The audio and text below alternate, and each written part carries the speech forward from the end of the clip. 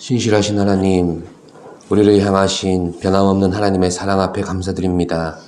한 주간 주의 은혜로 인도하셨사오니 이 시간도 말씀 가운데 찾아오시고 기도하는 가운데 주의 뜻을 깨달아 나아가는 저희들이 되게 하여 주시옵소서. 예수님의 이름으로 기도드립니다. 아멘. 찬송가 28장입니다. 복의 근원 강림하사 찬송하게 하소서. 한량 없이 자비하심 측량할 길 없도다. 천사들의 찬송가를 내게 가르치소서. 구속하신 그 사랑을 항상 찬송합니다.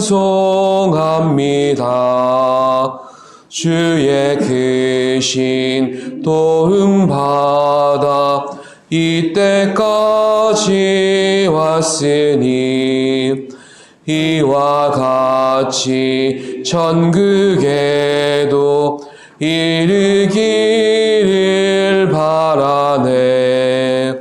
하나님의 품을 떠나 죄에 빠진 우리를 예수 구원하시려고 보혈을 흘려 주셨네. 주의 귀한 은혜 받고 일생 빚진 자 되네. 주의 은혜 사슬 되사 나를 주께 매소서. 우리 마음은 연약하여 범죄하기 쉬우니 하나님이 받으시고 천국인을 지소서. 아멘. 이 시간 우리에게 주시는 말씀은 시편 33편 1절 말씀입니다. 합독하시겠습니다. 너희 의인들아 여호와를 즐거워하라. 찬송은 정직한 자들이 마땅히 할 바로다. 아멘. 시편 33편은 감사시로 분류됩니다. 저자에 대해서는 70인역에서 다윗의 시라고 분류했지만 결정적인 증거는 없습니다. 한편 시의 내용이 하나님의 창조와 구속의 사역을 강조하고 있기 때문에 이스라엘의 절기와 관련된 시로 보기도 합니다. 또 다른 견해는 이스라엘이 전쟁과 같은 국가적인 위기 상황을 극복한 후에 그때 쓰여진 시로 보기도 합니다. 그러므로 이스라엘의 특정한 절기나 국가적인 행사 때 회중이 함께 모여 부른 감사시였으리라 추측합니다. 본시는 세 부분으로 구성되어 있는데 서론 부분이 여호와를 찬송하라는 명령이 나오고 본론은 여호와를 찬송할 이유가 나오며 결론 부분은 확신을 가지고 여호와를 기대하라는 내용으로 맺어집니다. 시인은 먼저 1절에서 5절까지의 내용을 통해 여호와를 찬송할 것을 명하고 있습니다. 그렇다면 오늘 함께 보신 본문 1절에서 여호와를 찬송하라고 부르심을 받은 자들은 어떤 자들입니까? 온 땅과 만민들을 대상으로 한 것이 아니라 시인은 의인들과 정직한 자들을 지목해서 찬송하라고 합니다. 1절 말씀을 다시 한번 보시죠. 너희 의인들아 여호와를 즐거워하라. 찬송은 정직한 자들이 마땅히 할 바로다. 아멘. 시편 33편은 기본적으로 여호와의 구원을 사모하며 여호와를 의지하는 자들을 대상으로 쓰여진 시입니다. 왜냐하면 33편 전체에서 나타나는 찬송의 내용이 여호와의 말씀의 능력과 그의 신실하심, 또 그의 사랑과 인자하심에 관한 것이기 때문입니다. 이 찬양은 하나님의 백성만이 드릴 수 있는 믿음의 고백인 것과 동시에 하나님의 백성만이 누릴 수 있는 경험을 토대로 한 것입니다. 그래서 시인은 온 땅과 만민을 대상으로 하지 않고 의인과 정직한 자들을 지명해서 그들에게 찬송할 것을 명하고 있는 겁니다. 여기서 의인이란 하나님과 사람 앞에 허물이 없는 자를 가리킵니다. 그러나 본성적으로 의인인 자는 이 세상에 아무도 없지 않습니까? 오직 하나님의 은혜로 말미암아 의롭다 인정받는 의인이 있을 뿐입니다.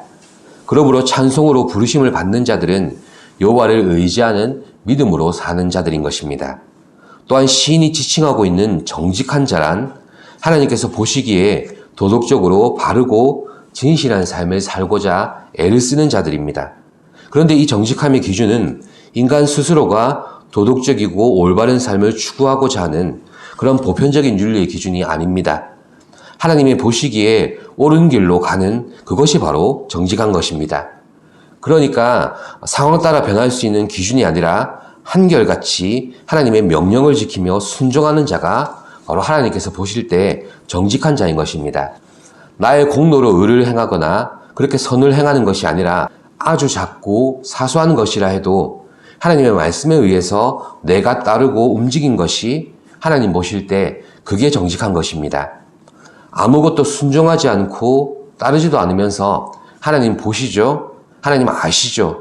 이렇게 민낯을 내미는 게 절대 정직이 아닙니다.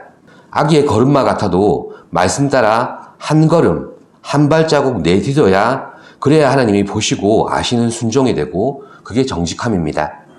그렇게 한 걸음 내딛어야 내 능력으로 갈 수 있는 한계를 알게 되고 내 믿음으로 갈 수 있는 한계치도 아는 것입니다. 거기서 하나님의 은혜와 인도로 내가 갈 수 있음을 하나님이 가르쳐 주시는 것입니다. 이 사실을 인정하는 게 바로 정직함입니다. 그렇다면 오늘 시편 기자를 통해 찬송으로 부르심을 받은 자들의 공통점은 무엇이겠습니까? 이들 모두 아무런 공로 없이 하나님의 택함을 받아 그의 백성이 되었고 전적인 은혜로 구원을 얻게 된 자들입니다. 그러니 이 사실을 알고 평생을 의지하며 살도록 부르심을 받은 자들입니다. 결국 이들이야말로 1절 말씀처럼 마땅히 찬송할 자들인 겁니다. 시인은 이렇게 하나님을 찬송하도록 부르심을 입은 자들을 향해서 어떻게 찬송하라고 명령합니까? 먼저 1절에서 여호와를 즐거워하라고 합니다. 원어에 따르면 울려 퍼지게 외치다 이런 뜻입니다. 이 노래는 포로 생활에서 구원받은 백성들이 불렀던 노래를 의미하는 것이고 하나님으로 인해 전쟁의 승리를 경험한 백성의 노래입니다. 둘 다 감격과 기쁨으로 외치고 크게 소리 질렀던 그런 내용입니다.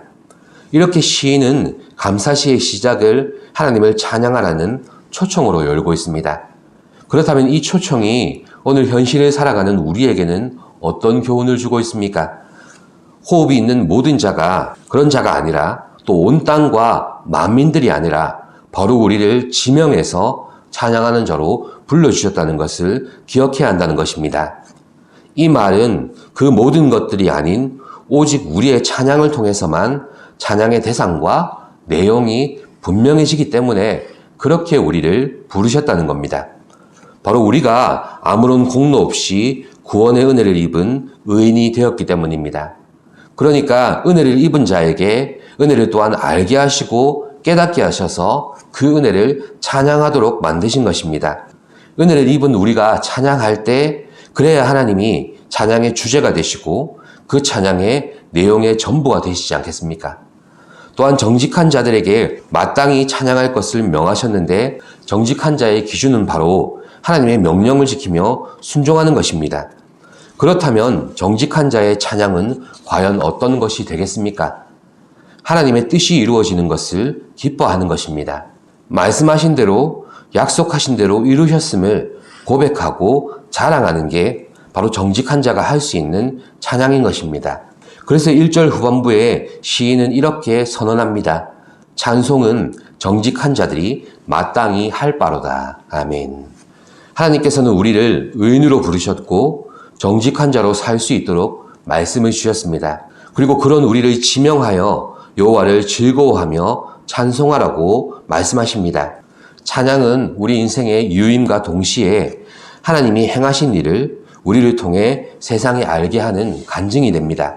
찬양을 하면 할수록 우리 가운데 하나님의 행하신 일이 더더욱 분명해집니다. 그러므로 우리는 아무것도 아닌 자이며 아무것도 될 수 없었던 자를 그의 백성으로 부르신 하나님의 은혜를 노래해야 합니다.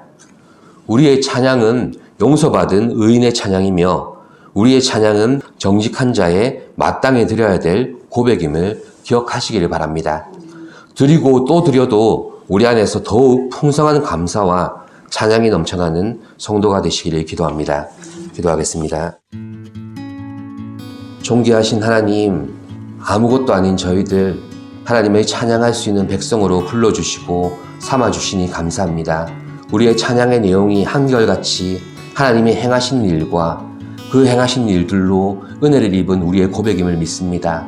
이 찬양이 메마르지 않는 삶을 살아가게 하옵시고 이 찬양을 맡겨주신 우리에게 하나님께서 허락하신 은혜가 너무나 크고 귀함을 늘 기억하고 살아가는 우리가 되게 하여 주시옵소서. 예수님의 이름으로 기도드립니다. 아멘. 하늘에 계신 우리 아버지, 아버지의 이름을 거룩하게 하시며 아버지의 나라가 오게 하시며 아버지의 뜻이 하늘에서와 같이 땅에서도 이루어지게 하소서. 오늘 우리에게 일용할 양식을 주시고 우리가 우리에게 잘못한 사람을 용서하여 준 것 같이 우리 죄를 용서하여 주시고 우리를 시험에 빠지지 않게 하시고 악에서 구하소서. 나라와 권능과 영광이 영원히 아버지의 것입니다. 아멘.